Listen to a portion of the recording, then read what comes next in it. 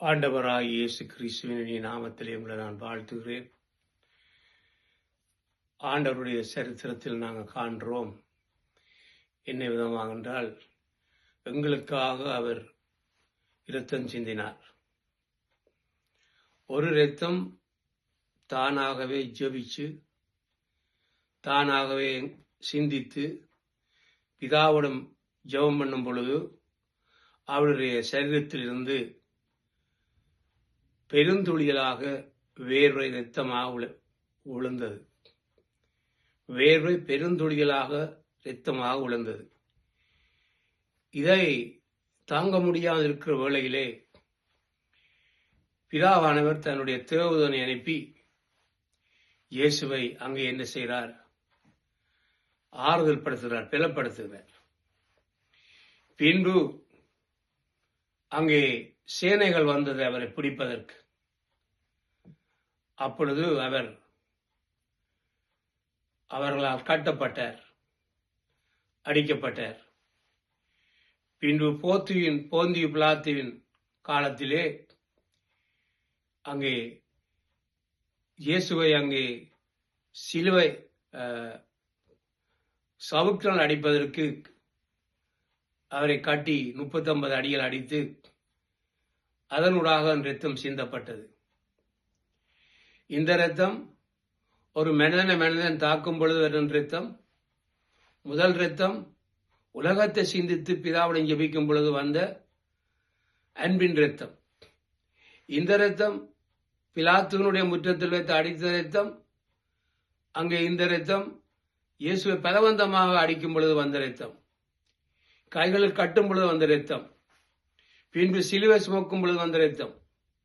சுமந்தொண்டு போகும் பொழுது விழும் பொழுது அவருடைய முழங்காலிலும் கைகளிலும் விழுந்து ஏற்பட்டு வந்த இரத்தம். இப்படியான இரத்தம்.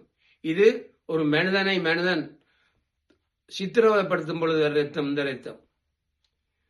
ஆனால் முதல் சிந்தின இரத்தம் ஆண்டவர் கெத்செமனே தோட்டத்திலே எங்களை மீட்பதற்காக பிதாவுடன் ஜெபிக்கும் பொழுது வேர்வை இரத்த துளிகளாக விழுந்தது, பெருந்துளிகளாக விழுந்தது நான் காண்கிறோம். பின்பு அவரை சிலுவையிலே ஆணிகள் அடைத்தவரே என்ன நடந்தது? அங்கேயும் இரத்தம் அங்கே விழுந்தது. இரத்தம் கால்களிலிருந்து, கைகளிலிருந்து, விலா எலும்புகளிலிருந்து, உடம்பிலே முள்முடி சூடப்பட்டு இரத்தம் விழுந்து கொண்டிருந்தது. இந்த இரத்தம் நாங்கள் சொல்லுவோமானால், இந்த இரத்தம் மனிதர்களால் தாக்கப்பட்டு வந்த இரத்தம். இந்த இரத்தம் மனிதர்களால் தாக்கப்பட்ட இரத்தம். பாவம் செய்யாதவராய் இருந்த வேளையிலே அவரை பலவந்தமாக தாக்கி அவர் சரீரத்திலிருந்து வந்த இரத்தம். அது மனிதர்களுடைய ஏற்பாட்டில் ஏற்படுத்தப்பட்ட இரத்தம். இரத்தம், இந்த இரத்தம் நல்லதென்று நீங்கள் தான் பைபிளை படிக்கும் பொழுது பார்க்க வேண்டும். இந்த ஒரு மனிதனுக்கு நாங்கள் அடிக்கும் பொழுது இரத்தம் பெறுவது அது சகஜம். இரத்தத்தில் உயிருண்டு. ஆனாலும் இயேசுவை யாரும் கொல்ல முடியாது. ஆயனதான் இயேசு என்ன செய்தார்? பிதாவிடம் தன்னுடைய ஆவியை ஒப்புக் கொடுக்கிறார். ஏன் ஒப்புக் கொடுக்கிறார் என்றால், அந்த ஆவி பிதாவிடம் இருந்துதான் இயேசு ஜெயிப்பிக்கப்பட்டார். அதுதான் அந்த சரியான உண்மையான வேத ஒழுங்கின் சத்தியம். அதுதான் பிதாவானவர் தன்னுடைய வேலை செய்வதற்காக இயேசுவை ஜெயிப்பித்தார். அதான் இயேசு சொல்றார் யோவான் 17ஆம் அதிகாரத்திலே, ஒன்றான மெய்த்தவனாய உண்மையும் அவர் அனுப்பின குமாரனாய் இயேசு கிறிஸ்து அவருடைய நித்திய ஜீவன்.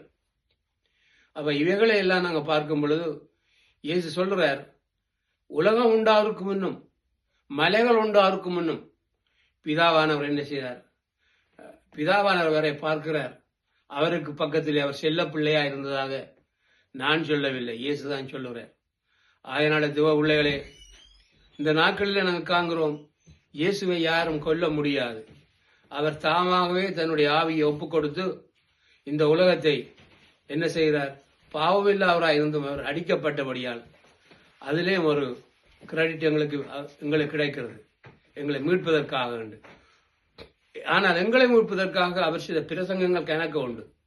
அந்த பிரசங்கங்களை அதை அதிகமாக மக்கள் ஒரு கதை மாதிரி நினைக்கிறார். அவர் அவர் அவர் எங்களை மீட்பதற்காக பல வழிகளை கையாண்டிருக்கிறார். பிதாவானவர் அவரை பயன்படுத்தியிருக்கிறார். அதுதான் சொல்றார், நீங்கள் என்னை பார்க்கும் பொழுது எந்த வார்த்தைகள் ஒன்றும் என்னுடையதல்ல, அது பிதா கொடுத்தது தான் உங்களுக்கு சொல்லுகிறேன் என்று அவர் விளங்கப்படுத்துகிறார். அதனால தேவ பிள்ளைகளை மிகவும் அணுமுறைகளை கவனிக்க வேண்டும். இந்த நாட்களில் உலகம் எல்லாம் அவருடைய நாமத்தை நினைத்து கொண்டாடுகிறார்கள். உண்மை இல்லை என்றில்லை, விசுவாசிக்கிறார்கள். ஆனாலும் இயேசு பூமிக்கு இங்கே வரும் பொழுது விசுவாசத்தை காண்பாரோ என்ற ஒரு கேள்வி ஒன்றை அவர் இயேசு கேட்கிறார். இயேசு அந்த கேள்வியை கேட்கிறார். பாருங்கள், இயேசு அன்பா நேசித்த எல்லாரும் அவரை கைவிட்டாங்க. பேதுரு அவரை பின்தொடர்ந்து வந்தவன், அவன் கூட என்ன செய்கிறார்? அவரை மறுதளிக்கிறான். யூதாஸ் அப்பத்தை புசித்தான், ஆனால் இரத்தத்திலே பானம் பண்ணவில்லை, புதிய உடன்படிக்கையில் சேரவில்லை. ஆனால் மற்ற 11 சீசரும் புதிய உடன்படிக்கு உட்பட்டபடியால் அவர்கள் என்ன செய்தார்கள்? காப்பாற்றப்பட்டார்கள். யூதாஸ் புதிய உடன்படிக்கையிலே அரவாசியத்தான் பெற்றுக்கொண்டான், ஆனால் இரத்தத்தை அவன் விசுவாசித்து பெற்றுக்கொள்ளவில்லை. அதனாலே அவன் நாண்டு கொண்டு செத்ததாக நாங்கள் காண்கிறோம். அதனால தேவ பிள்ளைகளை ஒரு சுருக்கமான செய்தியை இன்றைக்கு உயிர்த்தெழுந்த நாளில் தருகிறேன். இயேசு உயிர்த்தெழுந்தார் என்று சொல்லி பேதுரு அப்போஸ்தலர் 2ஆம் அதிகாரத்தில் 21ஆம் வசனத்திலிருந்து 35ஆம் வசனம் வரை நீங்க வாசிச்சீங்கள் என்றால், இயேசு உயிர்த்தெழுந்தார் என்றேக்க அவரை உயிர்த்தெழும்பதற்கு பிதாதான் காரணம். இயேசு பிரசங்கம் பண்றார், நீங்கள் அந்த நீதிமானை அறிந்து கொலை செய்தீர்கள், ஆனால் பிதாவானவர் அவரை என்ன செய்தார்? எழுப்பினார் என்று அவன் சொல்லுகிறான். அப்பதான் ஜனங்கள் கேட்கிறார்கள், நாங்கள் என்ன செய்ய வேண்டும் என்று கேட்கிறார். பாருங்கள், பேதுரு 3 தரம் இயேசுவை மறுதளித்தான். ஆனால் பிறகு பேதுரு